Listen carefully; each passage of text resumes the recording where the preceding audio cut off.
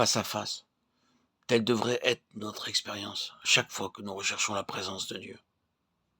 Or, malgré toute la science de ce temps-ci, tous les croyants ne connaissent pas assez leur Dieu pour avoir avec lui ces instants de communion, ce face-à-face avec le Seigneur. Il y a une communion avec Dieu qui est vue pour les yeux du cœur. Et cependant, par comparaison avec la plénitude de vision encore à venir, nous ne voyons qu'imparfaitement. Il y a un temps de communion face à face, pendant lequel, comme David, nous consultons l'Éternel. Il nous révèle alors sa pensée afin que nous puissions faire ce qu'il veut et accomplir ses desseins. Pendant les heures matinales de recueillement pour lesquelles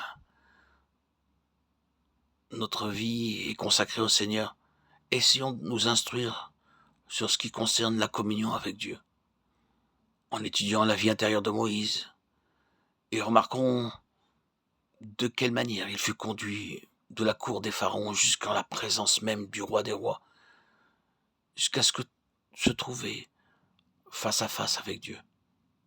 Depuis, il n'y a jamais eu de prophète en Israël comme Moïse, à qui Dieu parlait face à face. Cependant, Moïse avait été élevé dans le luxe d'une cour mondaine, païenne. Il eut à choisir entre Dieu et le monde, comme les autres humains.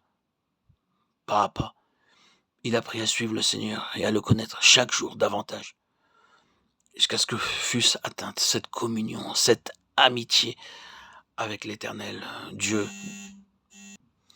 dont il nous laisse l'exemple. Dirons-nous qu'il a été possible pour Moïse, en son temps, de parvenir à cette intimité face à face avec Dieu? Soit. Mais pour moi, aujourd'hui, avec les façons de vivre si différentes de ce siècle, non, cela ne peut pas être. Ne pensez-vous pas que Moïse aurait eu bien plus de raisons que nous de tenir semblable langage? Tout était contre lui à cette cour égyptienne. Il aurait pu dire, lui aussi, la vie patriarcale, celle d'Éthan, celle d'Abraham autrefois, était bien faite pour favoriser la communion avec Dieu. Mais l'Égypte, le monde au sein duquel je dois vivre, tout cela s'oppose à la vie de communion avec l'Éternel Dieu. Il est écrit dans l'Épître aux Hébreux que Moïse fut un serviteur fidèle sur toute la maison de Dieu, dont Christ est le Fils et l'héritier. Or, unis au Fils, nous avons la place d'enfant, enfant, donc héritier, héritier de Dieu, co-héritier avec Christ.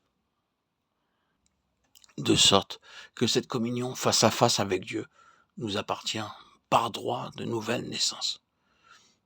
Si seulement nous sommes déterminés à connaître l'Éternel, le Saint-Esprit nous conduira de foi en foi, de gloire en gloire, jusqu'à ce que nous ayons avec Dieu une communion plus intime que celle du maître à serviteur, celle du père à fils. Cette communion face à face implique ceci: n'importe où ou à n'importe quel moment, nous pouvons parler à celui qui est invisible, entendre sa voix en nos cœurs, à cause de l'aspersion de sang sur le propitiatoire. Quand nous nous approchons de lui, disons: Seigneur, je cherche ta face, et sa face brillera sur nous. Nous marcherons continuellement à sa lumière, nous lui parlerons, nous verrons sa gloire. Montre-moi ta face, Seigneur, l'un des rayons de ton amour. Dès lors, toi seul, tu seras suffisant, mon Dieu. Toute autre lumière s'obscurcit, toute autre gloire s'évanouit. Les choses d'ici-bas s'enfuient quand tu resplendis, ô mon Dieu.